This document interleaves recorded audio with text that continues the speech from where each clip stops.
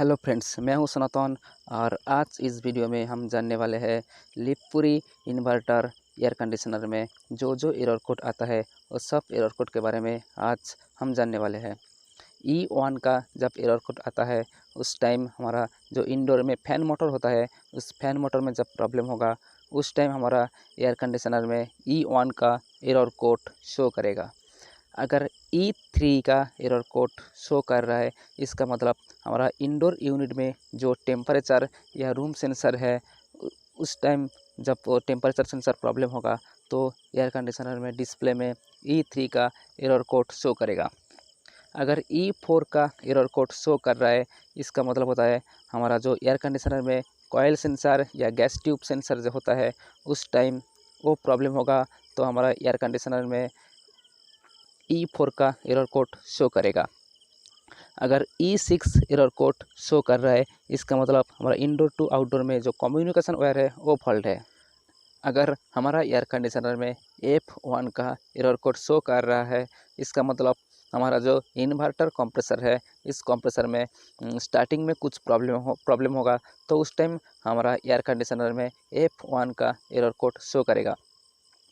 अगर F5 का error code show कर रहा है इसका मतलब होता है हमारा जो कंप्रेसर में डिस्चार्ज टेम्परेचर सेंसर है, जो गैस ट्यूब वाला डिस्चार्ज टेम्परेचर सेंसर है उस टेम्परेचर सेंसर में कुछ प्रॉब्लम होगा तो उस टाइम हमारा एयर कंडीशनर में F5 का एरर कोड शो करेगा।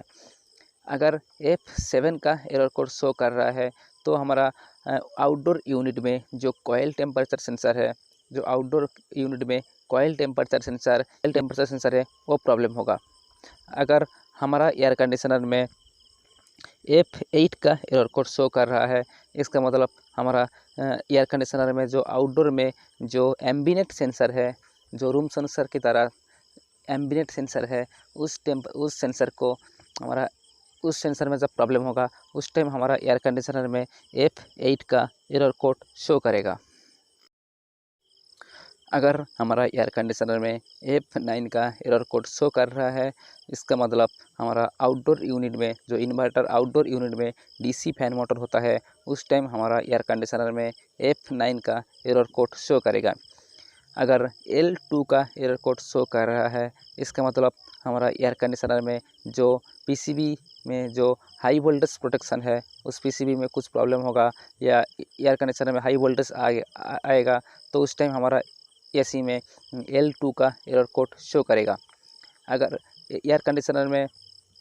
E2 का एरर कोड शो कर रहा है तो इसका मतलब इंडोर यूनिट में जो ब्लोअर मोटर है उस ब्लोअर मोटर में जब फीडबैक नहीं मिलता है उस टाइम या इंडोर यूनिट का जो ब्लोअर मोटर में कुछ प्रॉब्लम होगा, फीडबैक नहीं मिल रहा है उस टाइम हमारा एयर कंडीशनर में E2 का एरर कोड शो करेगा। अगर E6 का एरर कोड शो कर रहा है इसका मतलब हम एयर कंडीशनर में जो सक्शन टेम्परेचर सेंसर है उस टाइम हमारा सक्शन टेम्परेचर प्रॉब्लम होगा तो उस टाइम हमारा एयर कंडीशनर में F6 का एरर कोड शो करेगा। अगर F3 का एरर कोड शो कर रहा है इसका मतलब हमारा एयर कंडीशनर में जो कंट्रोल बोर्ड है उस कंट्रोल बोर्ड में IPM प्रॉब्लम होगा तो उस टाइम हमारा एयर कंडीशनर में F3 का एरर कोड शो करेगा।